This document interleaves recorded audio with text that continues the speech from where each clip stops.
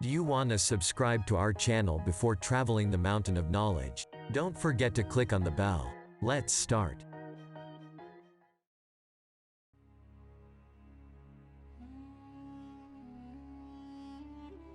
God is almighty and peerless. There is none other than him. He is God, who created every being. He is a soul, an invisible soul. He was there when nothing was happening. He will last until eternity. God is secret, nobody has seen him. He will always remain a secret to people. This poem, a small part of which we read, belongs not to Pope Francis or a Muslim leader, but to an Egyptian pharaoh. The Great Hymn to the Aten is the longest of a number of hymn poems written to the Egypt sun disk deity Aten. Composed in the middle of the 14th century BC, it is attributed to the 18th dynasty Pharaoh Akhenaten, who radically changed traditional forms of Egyptian religion by replacing them with Atenism. Before talking about Pharaoh Akhenaten, it would be useful to talk about Egyptian religion. Ancient Egyptian religion was a complex system of polytheistic beliefs and rituals that formed an integral part of ancient Egyptian society. It centered on the Egyptians' interactions with many deities believed to be present in, and in control of, the world. Formal religious practice centered on the pharaohs, the rulers of Egypt, believed to possess divine powers by virtue of their positions. They acted as intermediaries between their people and the gods, and were obligated to sustain the gods through rituals and offerings so that they could maintain Ma'at, the order of the cosmos. The state dedicated enormous resources to religious rituals and to the construction of temples. Egyptian belief in the afterlife and the importance of funerary practices is evident in the great efforts made to ensure the survival of their souls after death, via the provision of tombs, grave goods and offerings to preserve the bodies and spirits of the deceased. There were over 2,000 deities in the ancient Egyptian religion. Some of these deities' names are well known: Isis, Osiris, Horus, Amun, Ra, and Anubis.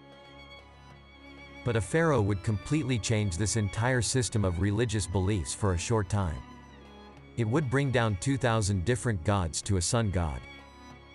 That person was none other than son of Queen Tiye and third Amenhotep. Fourth Amenhotep. In other words, Akhenaten. In the early years of his reign, Amenhotep IV lived at Thebes with Nefertiti and his 6 daughters. Initially, he permitted worship of Egypt's traditional deities to continue, but near the Temple of Karnak, he erected several massive buildings including temples to the Aten. Aten was usually depicted as a sun disk with rays extending with long arms and tiny human hands at each end. In year 5 of his reign, Amenhotep IV took decisive steps to establish the Aten as the sole god of Egypt. The pharaoh disbanded the priesthoods of all the other gods. Akhenaten's 5th year also marked the beginning of construction on his new capital, Akhenaten or Horizon of Aten, at the site known today as Amarna. Very soon afterwards, he centralized Egyptian religious practices in Akhenaten, though construction of the city seems to have continued for several more years. In honor of Aten, Akhenaten also oversaw the construction of some of the most massive temple complexes in ancient Egypt. In these new temples, Aten was worshipped in the open sunlight rather than in dark temple enclosures as had been the previous custom. Initially, Akhenaten presented Aten as a variant of the familiar supreme deity Amun-Re, in an attempt to put his ideas in a familiar Egyptian religious context. However, by year 9 of his reign, Akhenaten declared that Aten was not merely the supreme god, but the only worshipable god, and that he, Akhenaten, was the only intermediary between Aten and his people.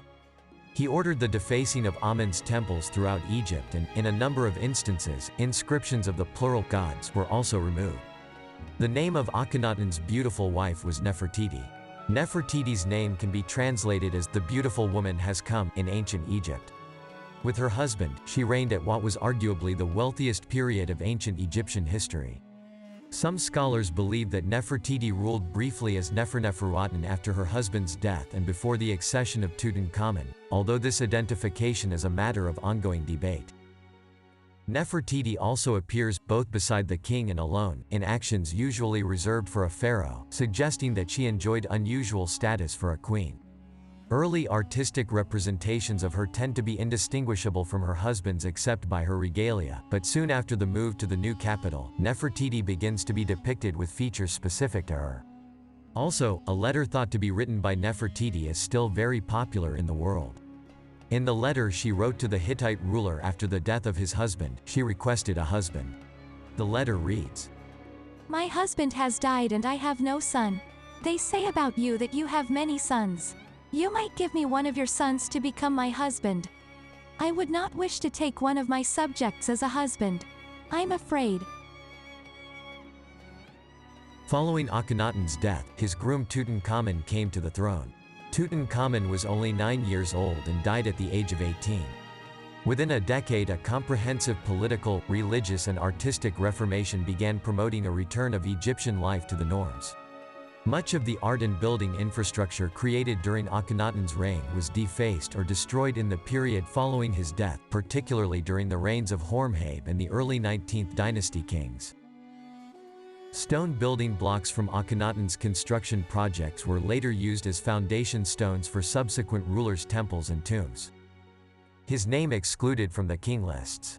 Traditional religious practice was gradually restored, and when some dozen years later rulers without clear rights of succession from the 18th dynasty founded a new dynasty, they discredited Akhenaten and his immediate successors, referring to Akhenaten himself as the enemy or that criminal in archival records. Today, there are still dozens of discussions about Akhenaten. The idea that Akhenaten was the pioneer of a monotheistic religion that later became Judaism has been considered by various scholars. One of the first to mention this was Sigmund Freud, the founder of psychoanalysis, in his book Moses and Monotheism. Akhenaten, exactly as he wanted to do to other gods, his name is erased from monuments. Until the tomb was found in the 19th century, he was removed to the dusty shelves of history.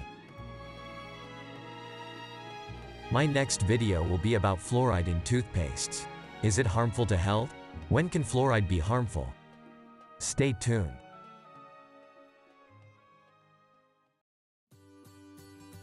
The sources of all the information said in this video are given in the description section.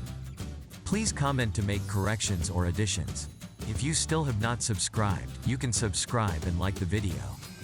Take care yourself. Ciao ciao.